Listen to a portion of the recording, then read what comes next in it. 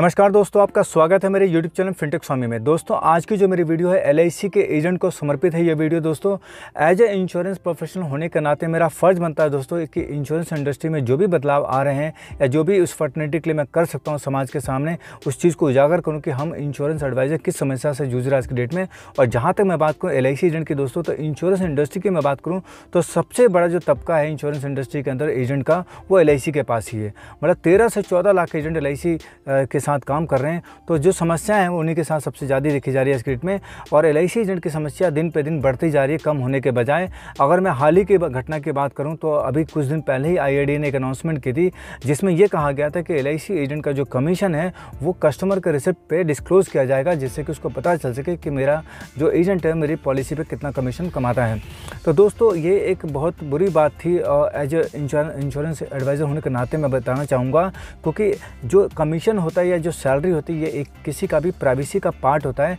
क्योंकि अगर आप देखेंगे जहाँ पे भी आप जिस कॉर्पोरेशन में भी जॉब करते हैं या जिस ऑर्गेनाइजेशन में भी जॉब करते हैं वहाँ पे आपकी सैलरी डिस्क्लोज नहीं की जाती, क्योंकि सैलरी जो उसकी कैपेबिलिटी के हिसाब से मिलती है, उसके वर्क के हिसाब से मिलती है। तो ये डिस्क्लोज करना कहीं ना कहीं पर गलत होता है। और इस चीज़ को लेकर के जो LIC की जो ऑर्गेनाइजेशन है यानी जो लाइफ ही है, जो इंश्योरेंस के लिए फाइट कर इंश्योरेंस एडवाइज़र के साथ कर रहती है, उसने ये पहल सरकार के साथ रखी और 1-2 मीटिंग करके इस मुद्दे को सॉल्व किया गया और सरकार इस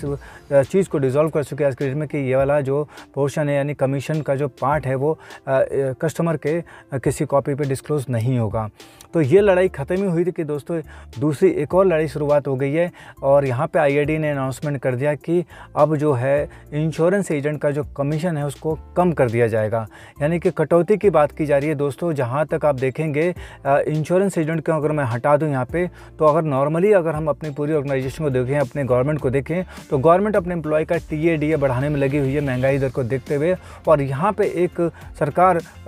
एजेंटों के खिलाफ काम कर रही है और यहाँ पे एजेंटों का कमीशन कम करने की बात करें। जहाँ तक इतनी महंगाई है, हर चीज़ की कॉस्ट बढ़ चुकी है। और यहाँ पे अगर आप देखेंगे कि एक इंश्योरेंस एजेंट जो होता है वो सिर्फ और सिर्फ अपने पॉलिसी के ऊपर निर्भर होता है, यानी कि जो उसकी मार्केटिंग की जो कॉस्ट है या जो ट्रांसपोर्टेशन कॉस्ट है उसको कंपनी कहीं पे भी कोई बेयर नहीं करती। जब तक उसकी कोई पॉलिसी नहीं बिकती तब तक उसको कोई पैसा नहीं मिलता है, यानी कि विदाउट एनी सैलरी वो काम करता है और अपनी पूरी मेहनत लगाता है और इस समाज को कहीं ना कहीं पे सुरक्षित करने की सेवा भाव से वो काम करता है, जिससे समाज सुरक्षित रहे। और उस चीज़ के लिए उसको सरकार कुछ एवज में कुछ कह लीजिए मुआवजा कह लीजिए या कमीशन कह लीजिए वो देती है। और उस पर भी सरकार की नज़र पड़ी हुई है कि इसको कम से कम किया जाए, जिससे कि कहीं ना कहीं ग्राहकों को फ़ायदा हो, ऐसा सरकार को लगता है दोस्तों। लेकिन यहाँ पे मैं इंश्योरेंस एडवाइज़र होने के नाते कहूँगा दोस्तों, आप खुद समझ सकते हैं कि एक इंश्योरेंस एडवाइज़र किसी को पॉलिसी समझाने के लिए कितनी कॉस्ट इन्वॉल्व होती है, उसका आना जाना और प्लस उसकी काउंसलिंग और उसकी एजुकेशन, बहुत कुछ इन्वॉल्व होता है। उसके बावजूद भी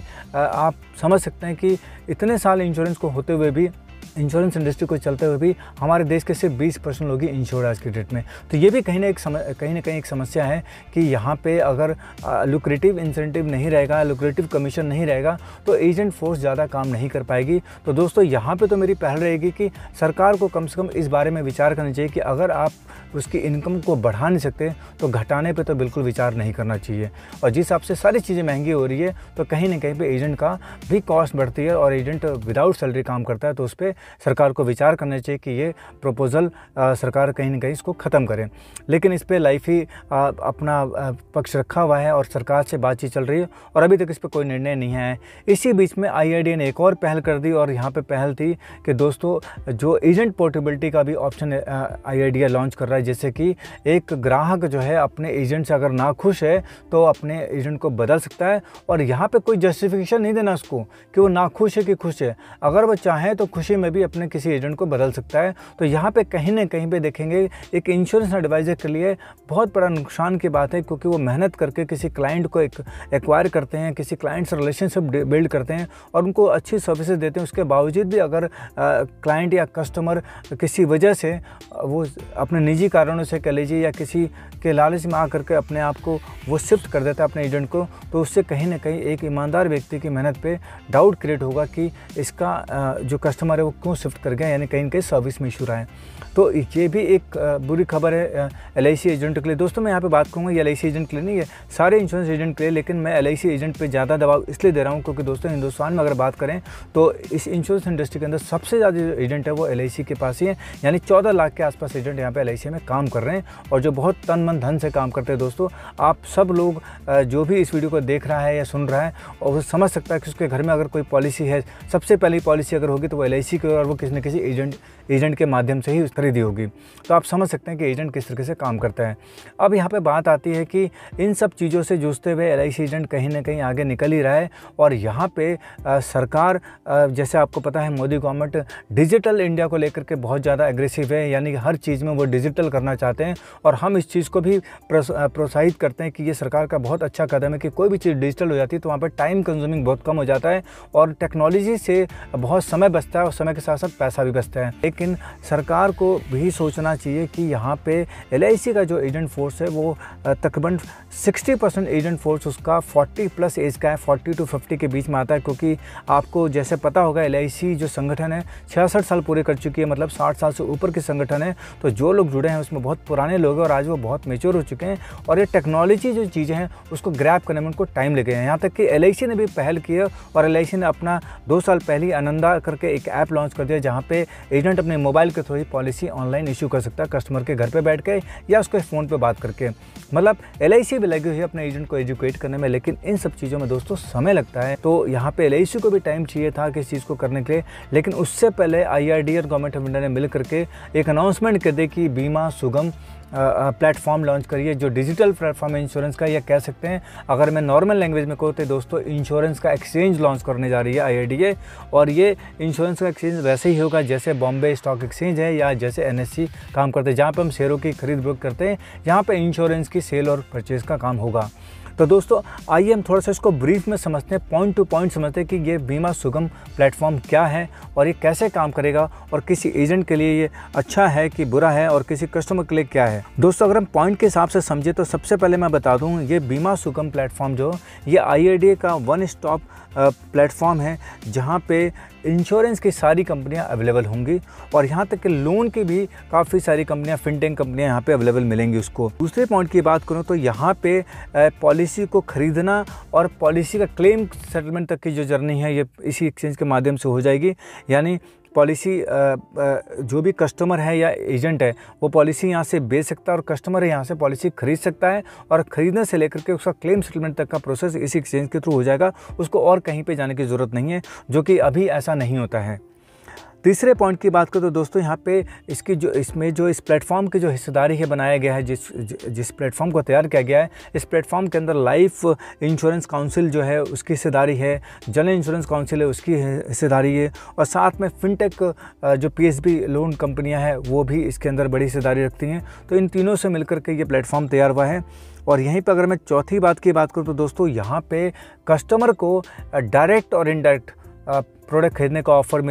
ऑप्शन मिलेगा। जैसे कि स्टॉक एक्सचेंज में होता है कि अगर मुझे कोई शेयर्स खरीदना है कंपनी का तो मैं डायरेक्टली स्टॉक एक्सचेंज से भी खरीद सकता हूँ और अगर मुझे ज़्यादा नॉलेज नहीं है तो मैं अपने डिस्ट्रीब्यूटर के थ्रू भी जा सकता हूँ या ब्रोकर के थ्रू भी जा सकता हूँ और मैं वहाँ पे स्टॉक खरीद सकता हूँ और सेल परचेज कर सकता हूँ। तो सेम इस प्लेटफॉर्म पे भी वो चीज़ मिल जाएगी और यहाँ पे भी कस्टमर चाहे तो वो डायरेक्टली इंश्योरेंस कंपनी से अपनी पॉलिसी ले सकता है। और जाहिर सी बात है डायरेक्ट और इनडायरेक्ट में कुछ ना कुछ डिफरेंस ज़रूर रहेगा कि अगर वो डायरेक्ट प्लेटफॉर्म से पॉलिसी खरीदता है कंपनी के उससे तो वहाँ पे कुछ ना कुछ उसका प्रीमियम कम रहेगा और इनडायरेक्ट में थोड़ा सा प्रीमियम ज़्यादा देना पड़ सकता है, ये चीज़ उससे, क्योंकि वहाँ पे एक्सपेंस रिसोर्स का कम आएगा। पांचवें पॉइंट की अगर मैं बात करूँ तो दोस्तों यहाँ पे जो KYC से रिलेटेड जितनी चीज़ें होंगी या कह सकते हैं कि नेम चेंज कराना हो, एड्रेस चेंज कराना हो, टेलीफोन नंबर चेंज कराना, ईमेल आईडी चेंज कराना, नॉमिनी चेंज कराना, सब कुछ इस एक्सचेंज पे पॉसिबल होगा दोस्तों। ये भी एक बहुत बड़ा पॉइंट है जहाँ पे मतलब कस्टमर को बहुत सारे धक्के खाने पड़ते हैं, बहुत सारी चीज़ों को अपडेट कराने के लिए अलग अलग जगह पे जाना पड़ता है, अलग अलग पोर्टल पे जाना पड़ता है या अलग अलग वर्टिकल्स पे टच करना पड़ता है उसको, तब जाके वो सारी चीज़ होती है। लेकिन यहाँ पे उसको सारी फैसिलिटी एक ही प्लेटफॉर्म पे मिल जाएगी जहाँ पे वो सब कुछ चेंज कर सकता है, अपडेट कर सकता है, जो भी कुछ चाहे पॉलिसी रिलेटेड सब कुछ कर सकता है।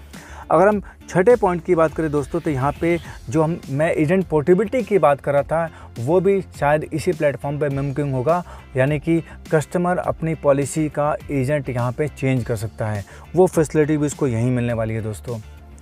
सातवें पॉइंट की बात करें तो दोस्तों ये इंश्योरेंस प्लेटफॉर्म के साथ साथ लोन का भी प्लेटफॉर्म होगा, यानी बैंकिंग की सेवाएं भी आपको यहाँ पे मिलेंगी। लेकिन यहाँ पे बैंकिंग की बात करूँ तो यहाँ पे पीएसबी जो फिनटेक कंपनी है, जो बहुत बड़ी कंपनी जो 59 मिनट में लोन अप्रूव कर देती है, उसकी एक बहुत बड़ी हिस्सेदारी इस प्लेटफॉर्म के अंदर, तो उसकी जो सर्विसेज है आपको वो भी यहाँ पर मिल जाएंगी आराम से, यानी कि लोन से जुड़ी समस्याएँ जो होती है वो सब यहाँ पर भी सॉल्व हो जाएंगी। और सबसे महत्वपूर्ण बात, यूडीआई का जो प्लेटफॉर्म है, यानी कि आधार बेस्ड जो केवाईसी होती है, यानी आधार का जो डेटाबेस है वो भी यहाँ पे अवेलेबल रहेगा। तो आपको किसी भी तरीके की डॉक्यूमेंटेशन सबमिट करने की कोई ज़रूरत नहीं होगी, ये सब कुछ प्रोसेस ऑनलाइन होगा, कोई भी डॉक्यूमेंटेशन यहाँ पे नहीं लगने वाला है। आपका यूडीआई के थ्रू डेटा वेरीफाई होगा, केवाईसी वेरीफाई होगी और आपको यहाँ पे पॉलिसी मिल जाएगी। यानी यहाँ पे जो इंश्योरेंस ब्यूरो जो है उसको भी डेटा कलेक्ट करने में बड़ी आसानी होगी, डेटा की चर्निंग बड़ी आसानी से हो जाएगी, यानी कि पूरा लेखा जोखा बहुत अच्छे से तैयार हो जाएगा यहाँ पे इस डेटाबेस के माध्यम से। तो ये एक बहुत बड़ी बहुत अच्छी खबर है कि यहाँ पे सब कुछ ऑनलाइन हो जाएगा। यहाँ पे जब ये एक्सचेंज तैयार हो जाएगा और जब ये एक्सचेंज काम करने की शुरुआत हो जाएगी तो यहाँ पे डिस्ट्रीब्यूटर ऑप्शन भी खुल गया है कंपनियों के लिए भी, और यहाँ तक कि इंडिविजुअल एजेंट के लिए भी। अगर मैं कंपनी की बात करूँ तो यहाँ पे एक कंपनी डिस्ट्रीब्यूटरशिप के रूप में 9 लाइफ की एजेंसी ले सकती है, 9 हेल्थ इंश्योरेंस की स्टैंड अलोन कंपनियाँ जो होती हैं हेल्थ इंश्योरेंस की, उनकी एजेंसी ले सकती है, और 9 जनरल इंश्योरेंस की कंपनियाँ का लाइसेंस ले सकती है। वहीं पे मैं इंडिविजुअल डिस्ट्रीब्यूटरशिप की बात करूं, यानी कि एक एलआईसी एजेंट की उदाहरण की बात करूं कि आज के डेट में एक एलआईसी एजेंट अगर वो चाहे तो सिर्फ एक एलआईसी की एजेंसी, साथ में एक जनरल की एजेंसी और एक साथ में एक हेल्थ के स्टैंड अलोन कंपनी का ही साथ काम करता है एक पैन कार्ड पे अपने। तो लेकिन यहाँ पे इस सिस्टम के आने से उसको ये फैसिलिटी भी मिल जाएगी कि वो एक ही पैन कार्ड पे 3 लाइफ इंश्योरेंस, 3 जनरल इंश्योरेंस और 3 stand alone health insurance company के साथ भी जुड़ के काम कर सकता है। नहीं, वो टॉप के 3 कंपनी के साथ काम कर सकता है और ग्राहक को एक अच्छा ऑप्शन दे सकता है प्रोडक्ट के लिए, उसको वैरायटी ऑफ प्रोडक्ट दे सकता है जो कि पहले नहीं पॉसिबल था। लेकिन दोस्तों ऑप्शन है ये एजेंसी डिस्ट्रीब्यूशनशिप का, ये अभी पार्लियामेंट में बिल पेश नहीं हुआ है, ये बिल पार्लियामेंट में पेश होगा, उसके बाद ही मुमकिन है कि ये होगा कि नहीं होगा। तो ये पार्लियामेंट में पेश होने के बाद ही पता चलेगा कि इस पर क्या रिजल्ट आता है। सुगम प्लेटफॉर्म की जो हिस्सेदारी वो किस तरीके से है, अगर मैं दोस्तों हिस्सेदारी की बात करूँ तो यहाँ पे लाइफ इंश्योरेंस काउंसिल जो उसकी 30% की हिस्सेदारी है और उसकी जो पूंजी इसमें लगी है वो 25 करोड़ की पूंजी लगी है। वहीं पे मैं बात करूँ जनरल इंश्योरेंस काउंसिल की तो यहाँ पे भी उसकी भी हिस्सेदारी 30% की और यहाँ पे जो उसकी पूंजी लगी है वो 25 करोड़ की ही लगी है। और सबसे ज़्यादा अगर हिस्सेदारी की बात करूँ तो ऑनलाइन पीएसबी फिनटेक कंपनी की है और यहाँ पर उसकी हिस्सेदारी 35% की है और उसकी इन्वेस्टमेंट यानी उसकी जो पूंजी है वो है 30 करोड़ रुपये। और वहीं पे अगर हम देखें तो ब्रोकर एसोसिएशन भी है और उसका भी यहाँ पे हिस्सेदारी 5% की है और उनकी जो इन्वेस्टमेंट अमाउंट है यानी जो पूंजी है यहाँ पे वो 3 करोड़ की है। अब बात करते हैं कि ये बीमा सुगम जो है एक्सचेंज काम कैसे करेगा। तो सबसे पहले बता दूं दोस्तों, इस बीमा सुगम पे जाने के लिए हमें सबसे पहले यूडीआई के थ्रू अपना डेटा बेस वेरीफाई कराना पड़ेगा। उसके बाद इंश्योरेंस एक्सचेंज प्लेटफॉर्म आ जाएगा जहाँ पे हमें दोनों ऑप्शन मिलेंगे कि आप ग्राहक है तो ग्राहक डायरेक्ट जा सकता है और अगर आप एजेंट के थ्रू जाना चाहते हैं तो एजेंट के माध्यम से आप जा सकते हैं। उसके बाद आप वहाँ पे इंश्योरेंस कंपनी को सिलेक्ट करेंगे जिस इंश्योरेंस कंपनी का प्रोडक्ट लेना है और जो भी प्रोडक्ट लेना है आप वहाँ से उसकी जर्नी पूरी कंप्लीट कर सकते हैं। उसके बाद ये अपने आप ही डेटा सारा डिमेटलाइज हो जाएगा और यहाँ पे सीडीएसएल एनएसडीएल जो इंश्योरेंस रिपोजिटरी है उसको कन्वर्ट कर देंगे डिमेटलाइज के अंदर, ताकि आपका किसी भी तरीके का फिजिकल डॉक्यूमेंटेशन की जरूरत ना पड़े और किसी भी तरीके की कोई आपके डॉक्यूमेंटेशन या हेर फेर की जो किसी भी तरह के आपके डॉक्यूमेंट के साथ कोई छेड़छाड़ ना हो, पूरा सेफ्टी के साथ रहे। तो यहाँ पे साइबर फ्रॉड की जो समस्या है वो भी कम हो जाएंगी, क्योंकि ये सारा जो प्लेटफॉर्म का जो टेक्नोलॉजी है वो सैंडबॉक्स के थ्रू होगी। सैंडबॉक्स दोस्तों साइबर जो सिक्योरिटी से जो प्रोटेक्शन देता है उसकी टेक्नोलॉजी का नाम है। तो ये सारा प्रोसेस उसके थ्रू रहेगा और यहाँ पे सारे डेटा सेफ्टी रहेगी। तो मतलब ये सारा काम एक एक्सचेंज के थ्रू हो जाएगा और यहाँ पे कस्टमर को बहुत ही कम समय के अंदर इंश्योरेंस की जो जर्नी है परचेज़ करने की, लाइफ इंश्योरेंस की, टर्म इंश्योरेंस की, हेल्थ इंश्योरेंस बहुत जल्दी कंप्लीट हो जाएगी और बिना किसी हज़ल के हो जाएगी। तो ये कहीं ना कहीं पे दोस्तों इतनी दुख की खबरों के साथ साथ ये एक खुशखबरी की बात है कि अगर इंश्योरेंस एजेंट एलआईसी एजेंट अपने आप को थोड़ा सा अपडेट करता है, टेक्निकली थोड़ा सा अपने स्ट्रॉन्ग करता है, उसको थोड़ा सा अपने आप को अपग्रेड करना पड़ेगा, तो इस एक्सचेंज का वो बहुत अच्छा बेनिफिट ले सकता है और इससे उसके बिज़नेस पे कहीं ना कहीं पे बढ़ोतरी ज़रूर होगी। और रही बात बाकी समस्याओं की, तो धीरे धीरे कहीं ना कहीं ख़त्म हो जाएगी। जब हम किसी बड़े कदम के आगे बढ़ते हैं तो थोड़ा सा कदम हमें पीछे भी खींचना होता है। तो ये ज़िंदगी का नियम है दोस्तों। तो यहाँ पे आपको घबराना नहीं है और एक्सचेंज जब